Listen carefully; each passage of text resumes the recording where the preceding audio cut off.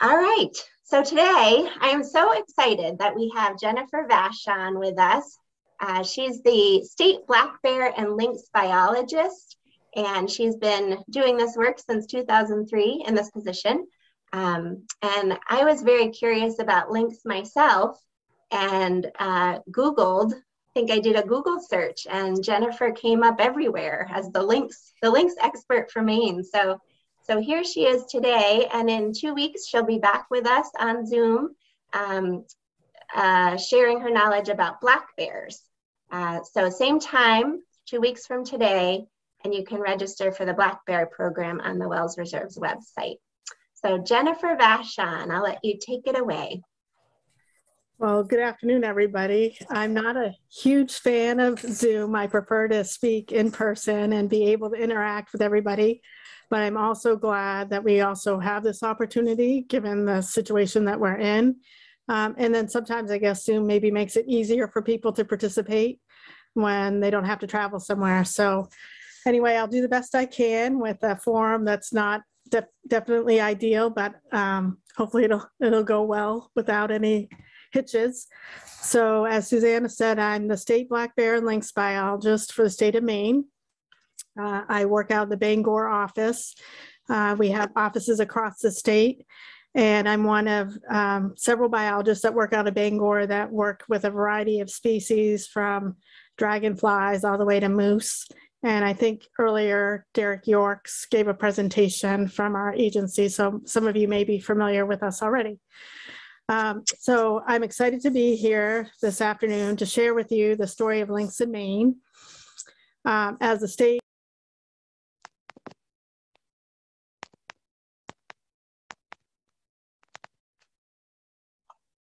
Sorry, Jennifer, you're muted. Yeah, I wonder. There you go. Happened. Okay, how much did you set now. I'll just start over again. So I'm excited to be here this afternoon. As a state bear biologist, lynx biologist, I've been really extremely fortunate to have actually worked with lynx in Maine for the last 22 years. And my presentation today will hopefully provide you with some of what I've learned over the years.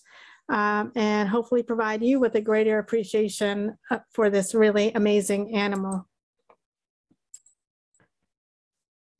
So given their name, you probably are not all that surprised to learn that Canada lynx are a northern species found in areas of deep snow where their large, well-furred feet, as you can see in the slide, keeps them afloat, providing them a competitive advantage over other predators at catching their primary prey, the snowshoe hare. As their name implies, Canada lynx are found primarily in the boreal forest of Canada, as well as most of Alaska. As you can see in the slide, this shows the range of lynx, where the area in yellow is what we consider their extant range, or where there's a resident population. Areas in purple, can you see my cursor moving on the slide? Yes. Yep. So the area in purple here is possibly extant resident population. And then I'll point out down here below this area in green is Colorado, where they're considered a reintroduced but resident population. And then you have some lighter pinks here, and those are, you know, their situation is less certain.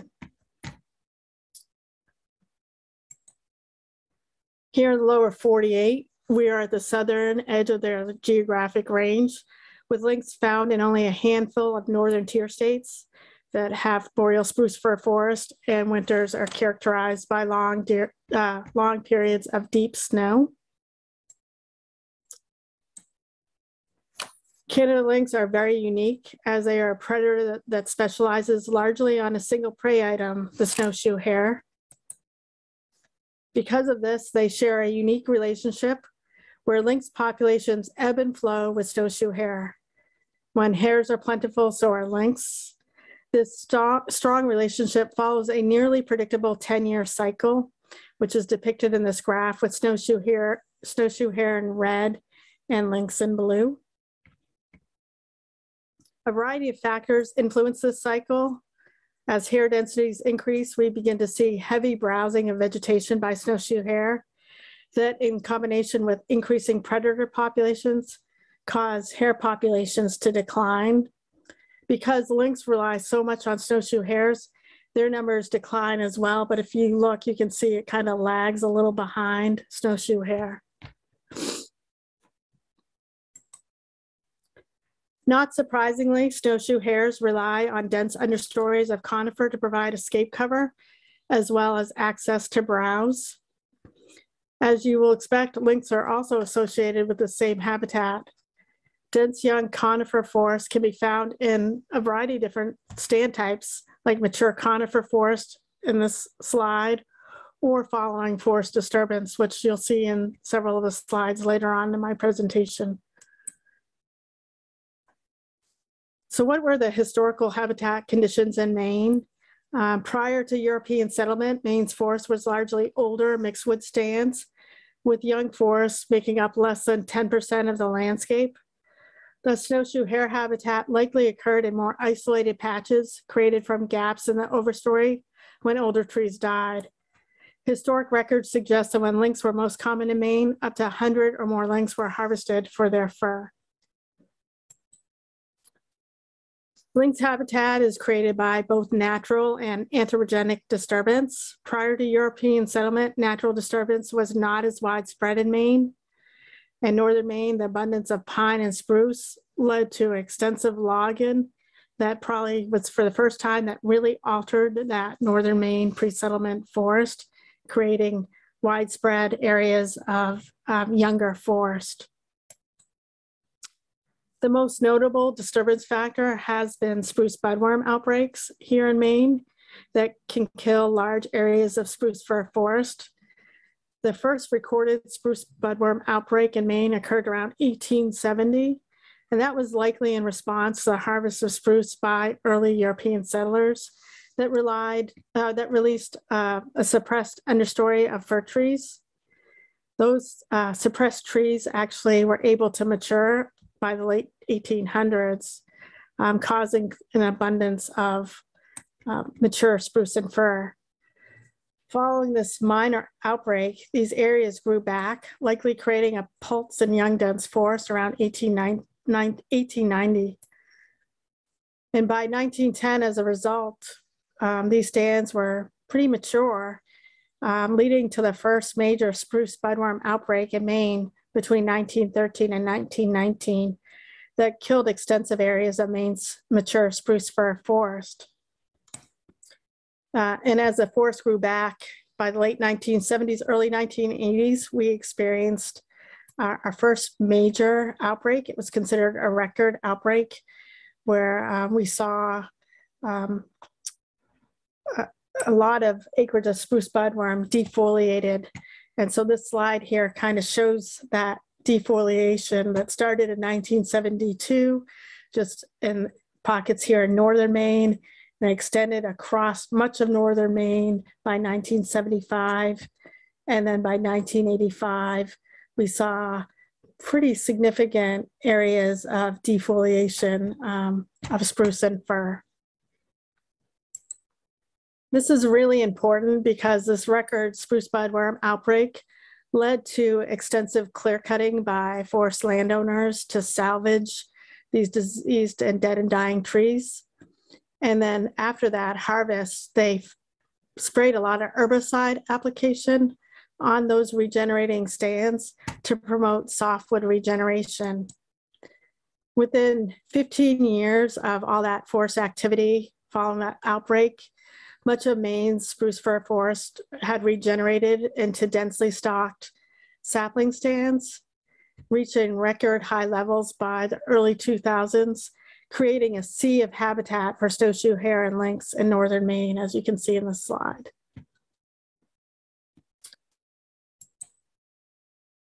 And so before I go to this next slide, I don't know if anybody had any questions. I'm happy to take them, or I can continue on. And if folks want to turn on their camera, if they're going to speak, that might be easier for me to see you. It looks like Deborah Munson has her hand raised. So Deborah, if you want to unmute yourself and ask your question.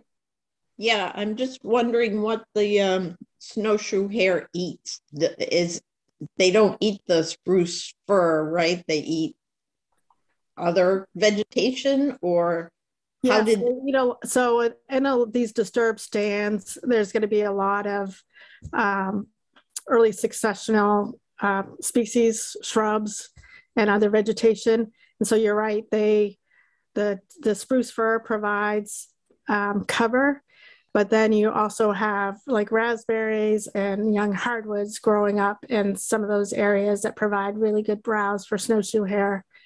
But if there's not a lot of their preferred browse around, they will, when conditions are tough, browse on conifer.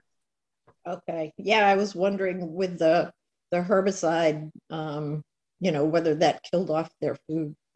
So what the herbicide does, it actually just suppresses the hardwood from growing. And so when stands are harvested, hardwood trees are usually those first trees that colonize after forced harvest.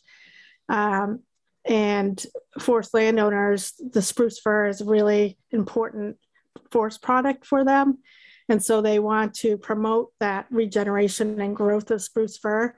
So by spreading that herbicide application, it just knocks back the hardwood for a couple of years, allowing that spruce fir that was suppressed by the hardwood to grow. So then you'll see that vegetation showing up within a couple of years. Those browse. So the hardwood getting killed didn't affect the snowshoe hare?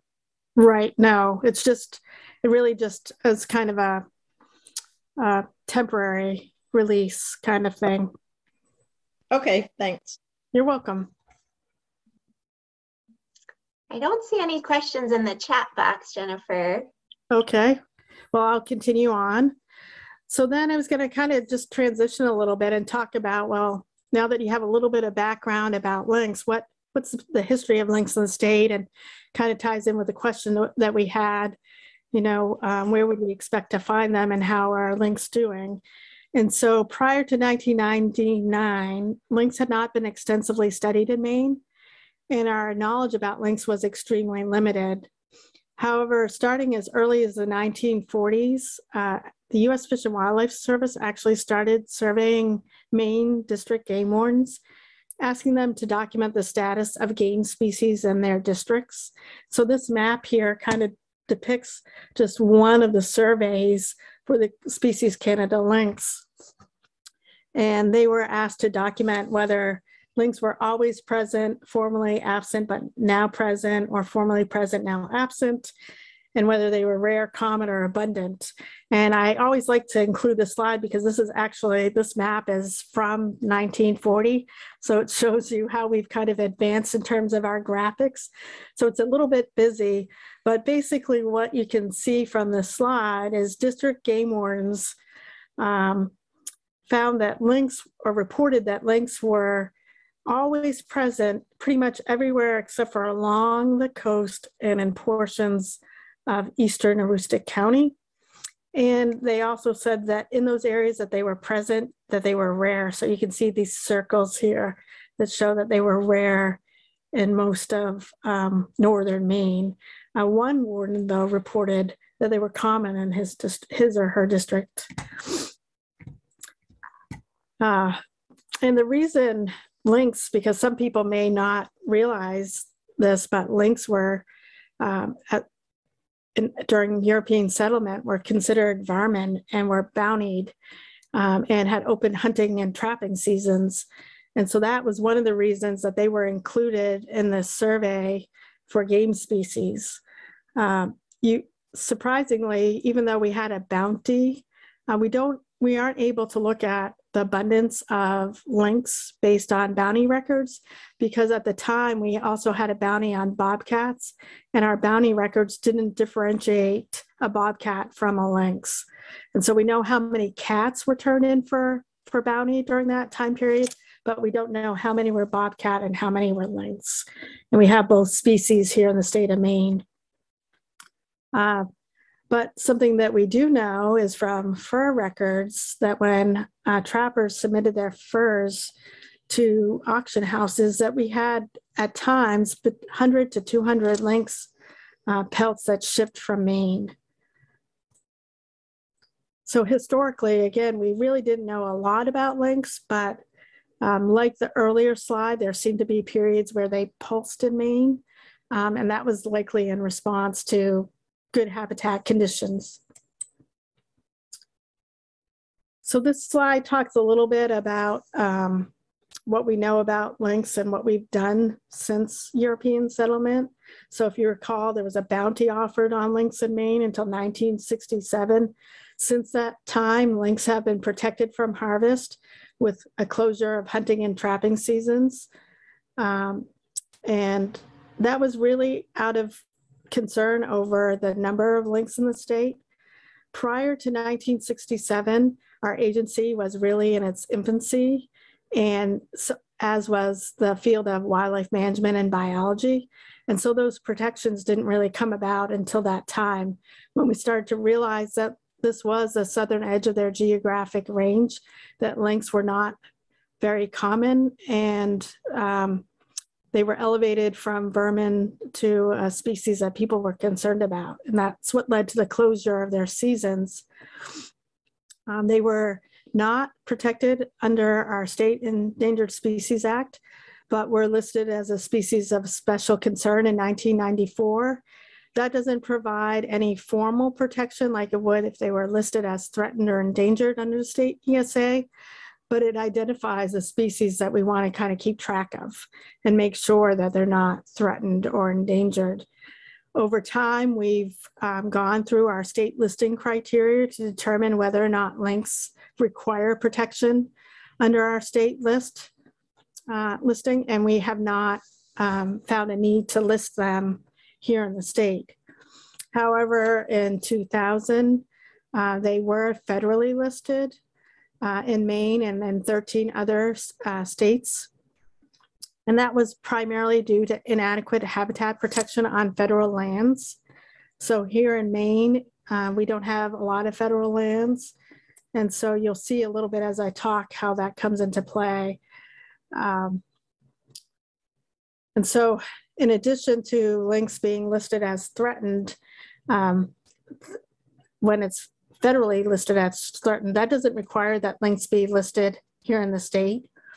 And lynx in Maine have not met state listing criteria, so they just remain listed under the federal ESA. In 2017, the U.S. Fish and Wildlife Service reviewed the status of lynx, so 17 years after listing. And during that status review, they looked at all the available science and determined that the original threat, that inadequate habitat protection on federal lands, had been met because all the federal land managers had developed forest management plans that included lynx. And due to all these conservation planning on federal lands, and as well as populations actually increasing throughout much of the lower 48 since 2000, they recommended lynx be considered for delisting. Following that recommendation, the Fish and Wildlife Service was sued, and they reached a settlement just a few months ago in November of 2021 with the plaintiffs. And the plaintiffs had argued that they could not recommend delisting lynx without a recovery plan. And so the service agreed in the settlement to forego delisting until they develop a recovery plan, and that they'll publish a draft recovery plan for public comment by December of 2023. So that was a lot of kind of information and a couple of slides. So I didn't know if people had some questions.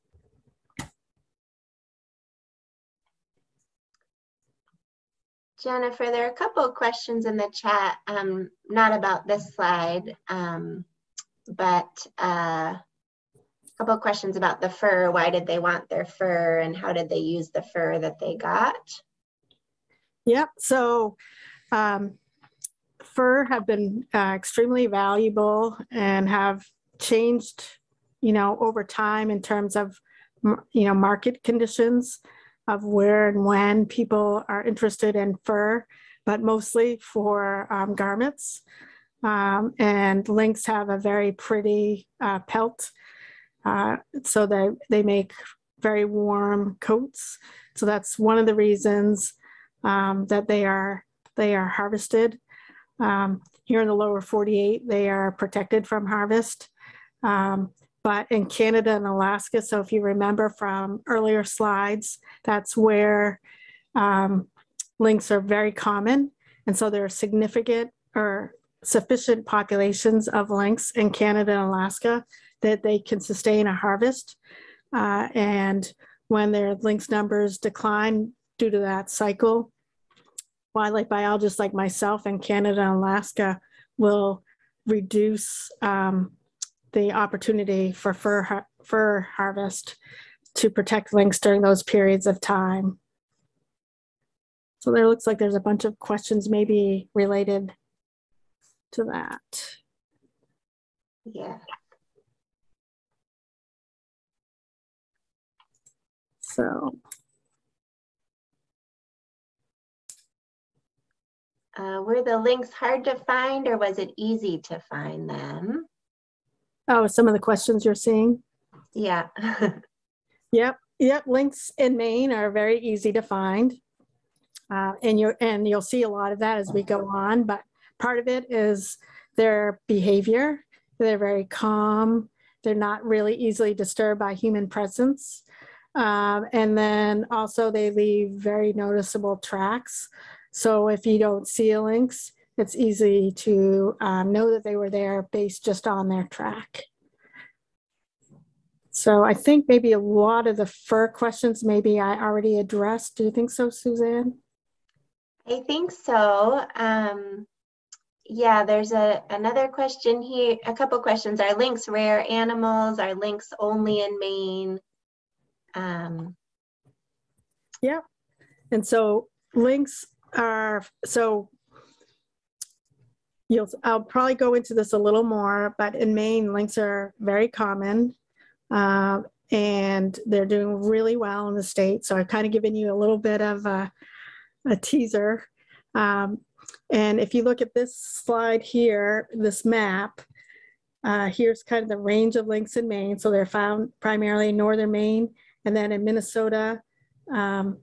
They're also found in portions of Montana and Washington. So that's where we have resident breeding populations of lynx in the lower 48. And then from an earlier slide, you'll recall that they were really common across most of Canada and all of Alaska. All right, I think I'll take a break and get back into my slides. See what time we're at, 12:30. So moving on.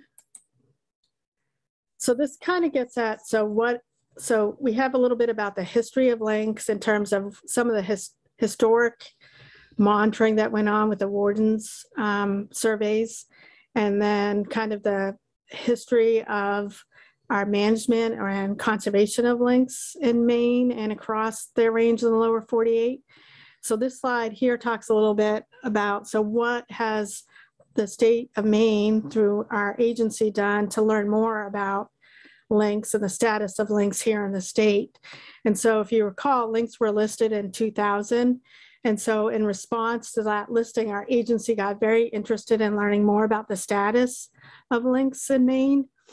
There were concerns that maybe we only had dispersing individuals in the state and maybe not a resident breeding population of lynx here in Maine, and that we only saw lynx here in the state during those peak and hare populations that occur in Canada and Alaska. And so as an agency, we kind of, over the last 2 decades, really dedicated a lot of time and effort into learning a lot about the population of lynx here in Maine. So we did that a variety of different ways. We did some intensive winter snow track surveys. We started in the late 1990s, and then we expanded those surveys in the early 2000s. And then more recently, we surveyed between 2015 and 2019. We also are monitoring road mortalities, because lynx are sometimes struck by vehicles.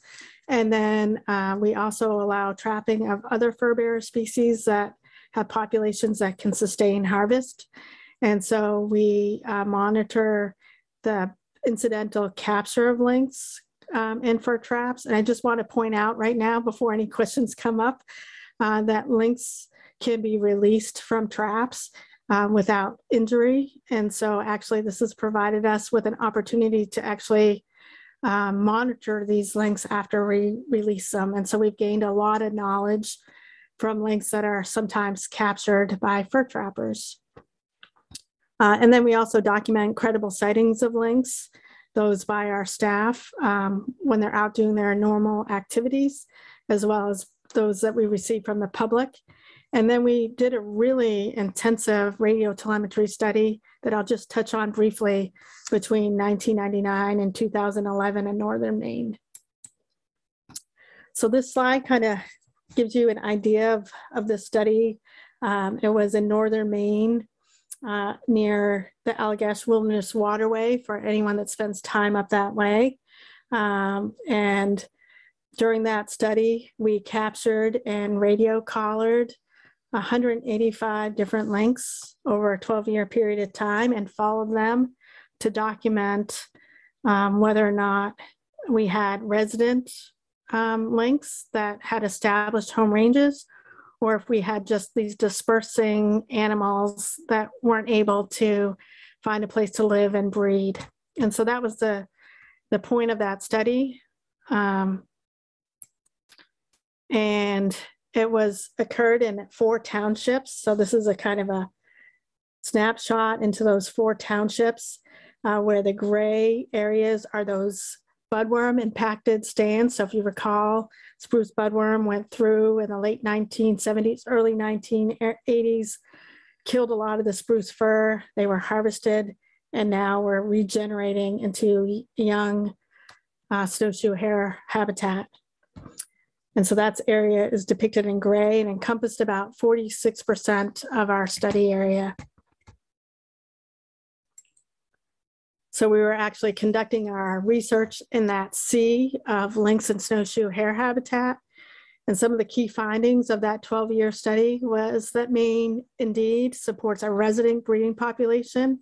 We saw lynx that maintained home ranges, and they had really high densities. We were surprised by how many lynx we had in this small area. And due to the abundance largely of this spruce fir forest and the abundance of their primary prey, snowshoe hare. As a result, lynx survival and productivity were really high during this study, with 65% of our adult females producing kittens and giving birth to litters as large as 5 kittens. Most kittens survived their first year, which was really good news, with 78% of them making it to independence. And although predation and starvation were the leading source of mortality for adult lynx, most of our adult lynx survived. And so our population was able to really grow and expand due to high survival and productivity. So in addition to that radio telemetry study that we conducted, we also, because that was just focused in 4 townships, right here, it's 3 of those townships, we also went out and conducted extensive snow track surveys where we went out on snowmobile looking for lynx tracks. And this map depicts the results of our surveys between 2003 and 2008, that those towns where we found lynx are depicted in red.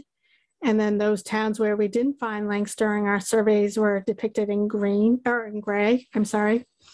And as you can see, we found lynx primarily in Northern Maine. And as we went along the periphery of their range, lynx became less common.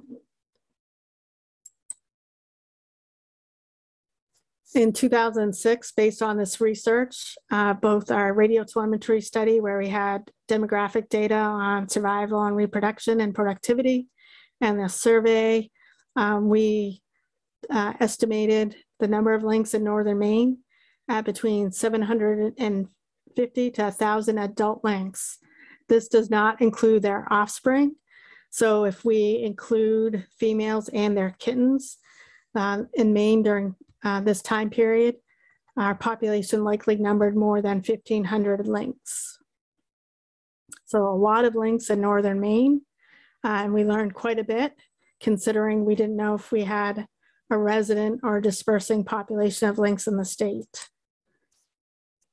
In 2015, we want to kind of revisit and return to many of the same towns that we surveyed previously in the early 2000s and see if lynx remain present in those areas. And what we found during these surveys is that we found lynx in more areas than we did during our previous survey. And as you can see, they expanded into more southern and eastern portions of their range. So since 2006, we've seen lynx expanding and doing much better than they were previously. So if you recall from an earlier slide in 2017, the U.S. Fish and Wildlife Service conducted a status review of lynx in the lower 48, where state wildlife agencies affected by the listing provided the service with information on the status of lynx in their state. So we shared all this knowledge from our research here in Maine. And based on data from Maine and Minnesota and Montana and Washington, the U.S. Fish and Wildlife Service in their 5-year status review concluded that the threat had been met. And as I said earlier, recommended lynx be considered for delisting. And at the time, they determined that a recovery plan was not needed because it wouldn't promote the conservation of the species, since lynx were doing really well here in the lower 48, particularly in Maine. During the U.S. Fish and Wildlife Service 2017 status review, they determined, based on the best available science, that at least 3 of the lynx populations have increased since the population was listed as threatened, and concluded that Maine currently supports the largest populations of lynx in the lower 48, which I think is a feather in the cap for Mainers and the forest industry. In Maine, we've seen the population grow from just a few hundred animals in the early 1990s to more than 1,000 lynx today. So what makes Maine unique? Why are lynx doing so well here? Well, about 90% of Maine is forested. So we have large tracts of forest land, which is really unique as you go across the US. And about 1/3 of Maine's 18 million acres of forest is classified as spruce fir. And if you recall, that is a habitat that supports snowshoe hare, lynx primary prey. Unlike most of the range here in the US, most of the land here in Maine is privately owned and managed for forest products. And that forest activity has actually created and promoted habitat for lynx and snowshoe hare. And although development pressures are limited, we do have easements on about 2.5 million acres, which will protect these areas from development. And most of this land will still have active forest management activities. So about half of Maine's spruce fir forest is found in northern Maine. So this map kind of shows that area, if you recall from earlier, where we have a lot of our lynx in the state. This makes up the core lynx range. And immediately following the Budworm outbreak, so 1982, about 500,000 acres of that 3 million acres in northern Maine were considered sapling forest. But as those stands were harvested and started to regenerate, they regrew. And so we saw an increase in habitat from 500,000 acres of that dense young forest for snowshoe hares. It doubled by 1995 to close to 1 million acres and over 1 million acres by 2006. We also saw an increase in dense young forest and that provides the cover that snowshoe hare need to escape predation.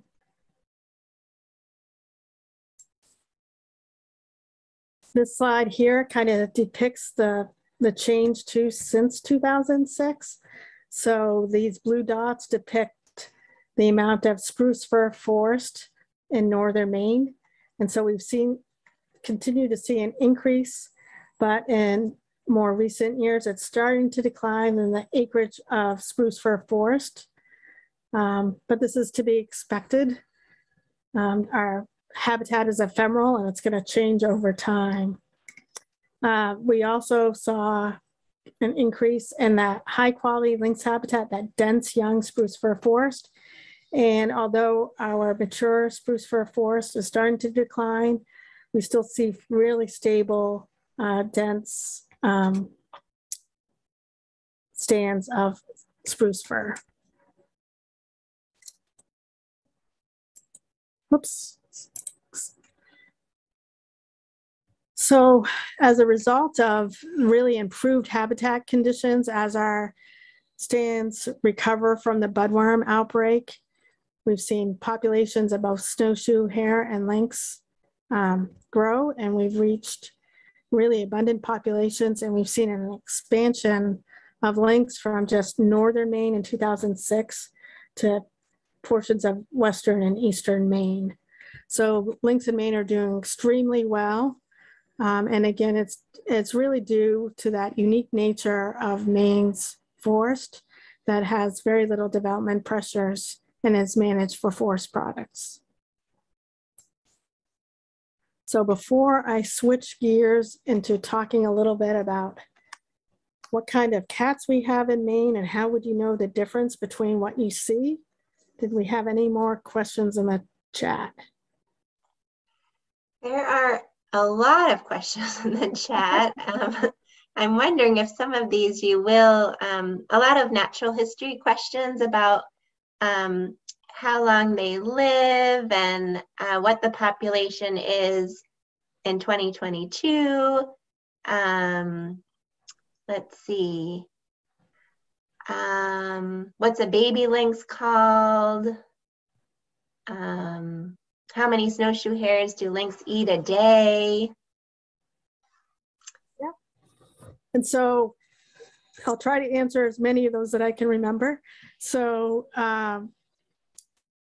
I think one of the questions was, what was a kitten called, or lynx, as young lynx called, and they're called kittens. How long do they live? Lynx in the wild can live to 13 or 14 years of age, and we've had several of our radio collar lynx live that long. Another question that you asked was, how many snowshoe hares will they eat? In a day, yeah. So anybody that has, so that's hard for me to say how many they'll eat in a day from my research. But what we know from following them is that lynx are much like domestic cats in that they often kill more than they need and they'll cache them. And I'll show you a slide later. So they'll forage on, you know, if they are not hungry, they'll actually cache them and come back to that cache and eat them later. And then, did I cover all the questions? There was a bunch there. There's a bunch more, but I think, the population of lynx in 2022, if there's an updated number for that. Yeah. So we're in the process of working on updating that number, but we know that it's larger based on those slides that we showed in terms of lynx distribution than they were in 2006. So when asked, I'll tell people that in 2006, we estimated an adult population of 750 to 1,000 lynx, and we've seen lynx expand into eastern and western Maine. So there's likely more than 1,000 lynx in the state, and we're refining that estimate. That's just the adults. And then if you include the kittens, and during our surveys, we're showing that these females are still occupied by kittens. So when you include kittens, it could easily double the number of lynx that are out there on the landscape. When you consider there's on average 2 kittens per female, and most females have kittens. Did you want to take some more, or you want to continue with the presentation, Jennifer? The next ones are pretty quick, and it's quarter of. Do you want me to take a few more and then go through the rest of them? Sure. How fast is the lynx? Oh, good question. They are pretty fast. I don't know how fast they are. But the one thing is they don't often run, but they will, of course, when chasing and trying to catch their prey.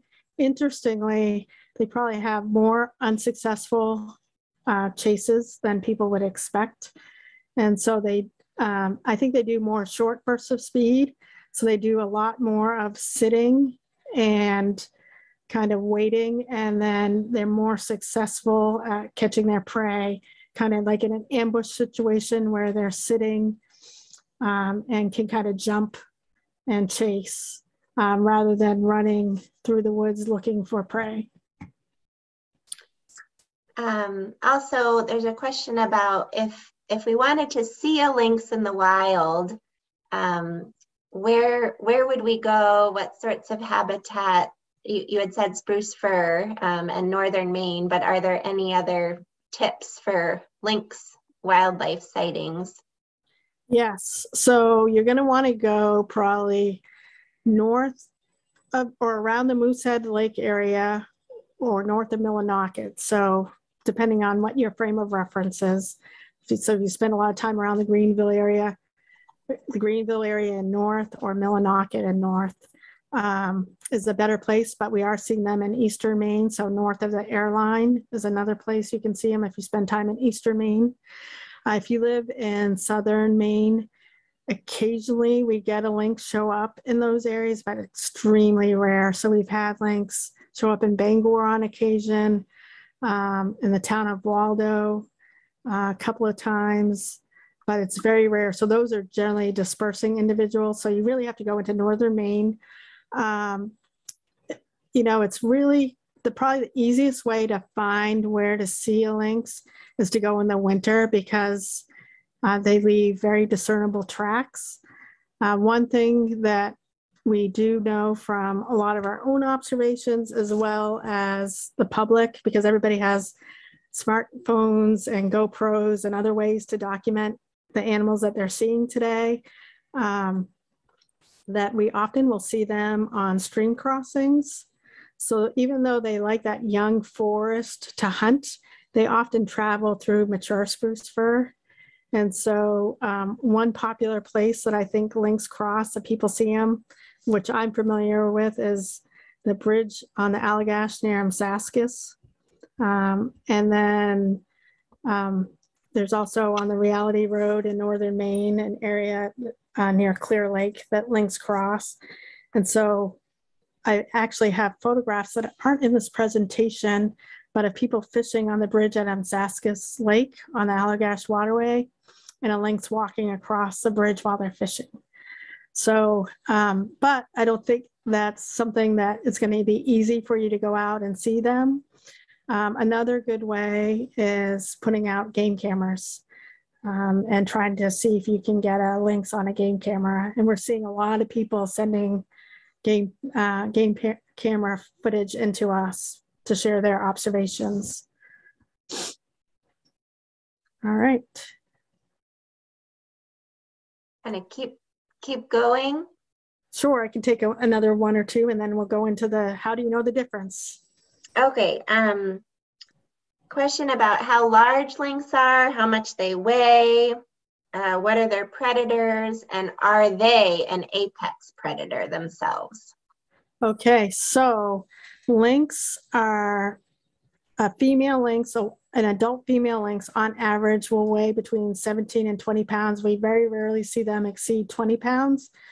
The adult male lynx will weigh somewhere in like 25 to 30 pound range, and very rarely do we see them exceed 30 pounds, which is kind of surprising because they stand about as tall as a coyote. So they're much lighter than people expect them to be given their size. And then what was the other questions that you asked? What are their predators, and are they considered an apex predator themselves? Okay, so lynx are interesting in terms of their predator. They are killed by fisher. And so if you remember, I showed a slide earlier that predation was a major source of mortality. We expected it to be coyotes or maybe even bobcats that would be predating on lynx here in Maine, but we were surprised to learn that the majority of our predation losses were due to fisher. Even though they're a smaller animal, they are very effective at killing lynx. Zoe, I see your hand up. Did you have a question? My question's how tall are they? Okay, there was a little bit of feedback. Suzanne, can you help me out with that? I think the question was how tall are they, and there was also a question how long are they? So the general size. Yes, so that's a really good question. I should know that off the top of my head, but they stand as tall as a coyote. And what I can do is I can get back to the group with those measurements, but they are pretty long. If you were to hold a lynx up, they almost are, went from the hind feet here to the tip of their head. They're almost as tall as the average adult male. So they're pretty big in terms of their size. Oh, is that Mila? Did I pronounce her name right? Mila? It's Malia, but I have a question. Sure.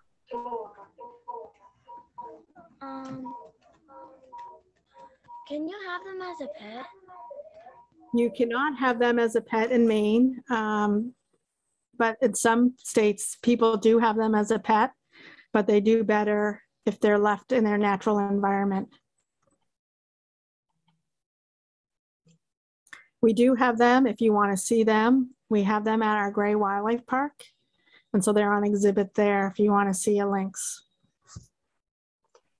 Jennifer, you might have already answered this, but this has come up a bit. Sorry if I already asked this, but what is their lifespan? Oh yeah, I'm sorry. I think I did answer it, but I'll do that again in case I didn't. So they can live to 13 to 14 years of age in the wild. Okay, maybe you can continue now, and I'll save the rest for the end. Thank you. You're welcome. So how do we know the difference between a lynx and a bobcat? So in Maine, I think I alluded to this earlier in my presentation, we have both bobcat and lynx. Bobcat are found mostly statewide. They're less common in northwestern Maine, but you're more likely to see a bobcat where you live than a lynx because lynx are found primarily in areas where we have fewer people. So, and that's just because that's where we have deep snow and good forested habitat. So this slide here shows you the difference. Some of the characteristics I kind of like to point out to people is that lynx actually have a shorter tail than a bobcat. So really they're misnamed. Lynx should be called bobcats and maybe bobcats called lynx because their tail is actually shorter.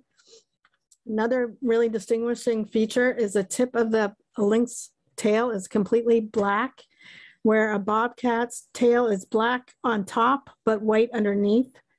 Cats will often flick their tails as a way to communicate. So if they flick their tail, you can often see that white underneath, and you can kind of see it a little bit right there that it's a little white underneath. Another big distinguishing feature is ear tufts. Lynx have very long ear tufts, generally an inch in length. Bobcats will have ear tufts, but they're shorter and often absent, as you can see in this picture. Their facial ruff is a little different. Lynx have a more pronounced pointy facial ruff, where bobcats are more round. Another feature is lynx have more uniform pelt color compared to bobcats that are more spotted. And another thing that you won't see in this slide, but I think I have in the next one, is that you see this dark coloration on the back of the hind feet is a characteristic of bobcat, but lynx don't have that same coloration. Their color is the same as the rest of their body. So those are some, and then of course their large feet is what distinguishes a lynx from a bobcat, where bobcat have smaller feet. But often when you see an animal, they're not in the open like this. There's vegetation around them, so it makes it hard to see their feet. Another way that you can see a lynx is maybe not just seeing the animal, but seeing their sign. And I apologize, this is a really old photograph, and so it's a little pixelated, but you can see a lynx track here, and you can see some claw marks and scratch marks. This snowshoe hare was actually buried under the snow, and we slowly brushed away the snow and put the snowshoe hare on top without disturbing the scratch marks and tracks that were left by the lynx. So here's another way that you can observe that there was a lynx in an area by finding these caches. And I might have this animated, and I meant to turn this off, but this is a way you can differentiate tracks between cats and dogs, because we have a lot of coyotes in Maine. And then we also get domestic dog tracks mistaken for lynx tracks. So one big distinguishing feature is that cat tracks are asymmetrical. You can't line up the toes, where canids, whether they're wild or domestic, are very symmetrical and you can line up the toes. Another distinguishing feature is the heel pad. It's two-lobed on your canids, and on a cat, you have a three-lobed heel pad.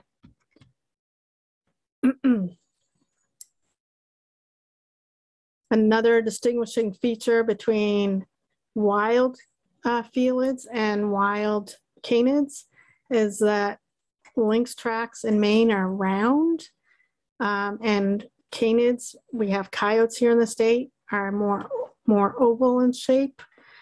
So this is a coyote track here on the right. This, I believe, might be actually a bobcat track here on the left.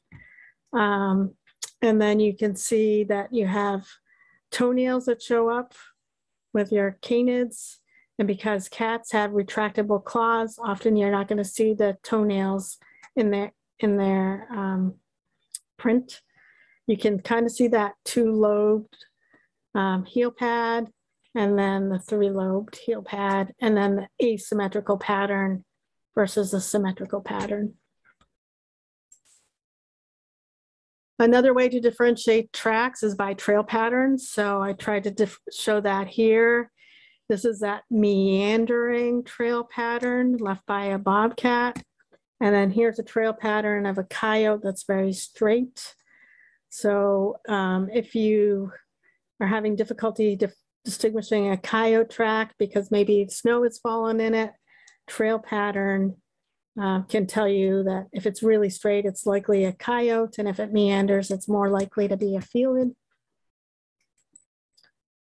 But sometimes you can confuse one animal with another, and that's the one that's easy to confuse based on trail pattern is lynx and fisher, which is surprising because most people think of fisher leaving the standard 2-2 trail pattern, but fisher will also walk and kind of have a meandering trail pattern like lynx.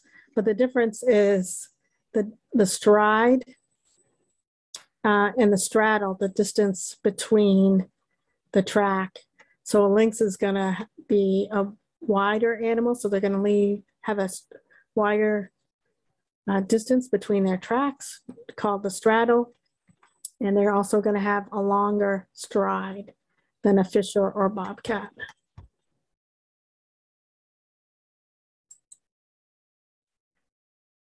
So to differentiate tracks left by different cats, I included this slide here, which shows you the different measurements. Lynx tracks typically are going to be between 3 to 5 inches, and it often depends on the substrate, whether it's really powdery snow or a hard substrate. And bobcat tracks are going to be under 3 inches. Domestic cat tracks are going to be really small, and I threw in mountain lions, their tracks are going to be similar to lynx. And I won't go into whether or not we have mountain lions or lynx here in the state, so we don't have that debate today. So here's an example of how hard it can be to measure length. Oh, that's what I meant to mention here. I kind of grayed out the length here because I find it often hard to measure the length of tracks. And so that's what this next picture shows. So here's a lynx track in really powdery conditions. You can measure the width of the track easily by the depression, but it can be hard to measure the length of it. Again, so here's the width, but it can be hard to figure out where does the track end? Is it here? Does it go back this far? Again, easy to see the width, but harder to maybe measure where that track ends because that heel pad doesn't show up as well. Because lynx track can appear like a bobcat track in shallow snow, you can differentiate a bobcat track from a lynx track by its noticeably smaller track. And so here you can see a bobcat track. We have a Leatherman here for scale and a pencil. It's too bad I didn't have the pencil on both of these, but this is a lynx track. This pencil is about 6 inches in length. The track isn't 6 inches because I don't have it lined up really well, but it just shows you how wide this track is versus the bobcat track. Even though you're seeing all the toe pads that you often don't think you see with a lynx, and I'll show you why in the next few slides. So lynx are often, people think about this deep snow track, that you have this kind of more obstructed track. It almost looks like a powder puff in the snow. You can't make out the toes, but in shallow snow conditions, you can actually make out the toe pads.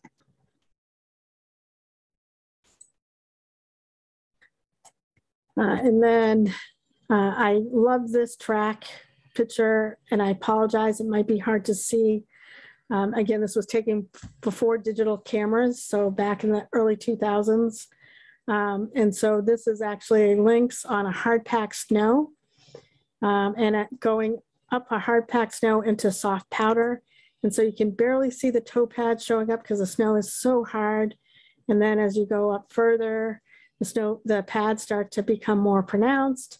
The snow gets a little softer. Now you can pick up the toe pads and heel pad. And then when you get into the deeper powder conditions, it looks like that powder puff. And then here's an example of lynx in kind of a wet snow where you can actually see their toe pads. And so I think we're running close to the end of our time. And it's perfect timing because that's where I was going to end my presentation. Thanks so much, Jennifer. Yeah, it looks like it is just a minute after 1. I don't know. I know there's a couple, well, there's a few more questions if you have a couple minutes, or we could stop Sure. here. I'm happy to answer them. Okay. There was a question if there are any lynx bobcat hybrids that have been spotted. Yes, that's a great and interesting conversation. So yes, we've documented lynx bobcat hybrids here in the state of Maine, as well as Minnesota and New Brunswick. It's not something that happens often.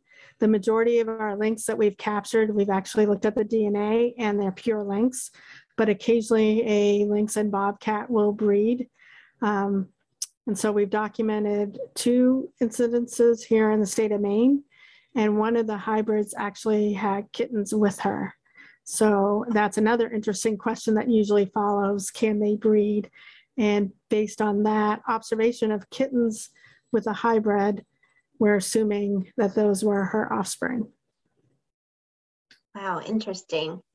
There's also a question about tracking the lynx and whether collars were still used or if there's some other technology that's in use now and collars aren't used anymore. Yep. So in my presentation, I talked about our 12-year study. So we radio collared our lynx during that study. And the technology advanced in that 12-year period from a VHF collar, which required us to have aircraft in the air to locate them, to satellite collars where we could get real-time GPS fixes. And so we've seen, so now we don't have to go up in an airplane to locate these animals anymore. We can actually get it in real time from GPS, from satellites with GPS fixes. Up until the pandemic, we were actually, even though our radio telemetry study in Northern Maine concluded in 2011, I alluded to the fact that trappers sometimes catch lynx when they're targeting other legal fur bearers like coyotes, fox, raccoon, that kind of thing, fisher, marten. But mostly when they're trapping coyote, they sometimes catch lynx. And lynx can be released from those traps with little to no injury at all. And so we've actually equipped some of those lynx with radio collars, which is great because now our study area is not just those 4 townships in Northern Maine, but the entire state of Maine, wherever we catch them. But with the pandemic and concerns that there's a possibility that you can transmit SARS-CoV-2 to lynx, we haven't been radio collaring lynx the last 2 years. All right. I might have missed some. there were lots of questions, especially from our school group. But I think I got most of them. I don't know if anyone who's still on the call has a burning question. Feel free to unmute and ask.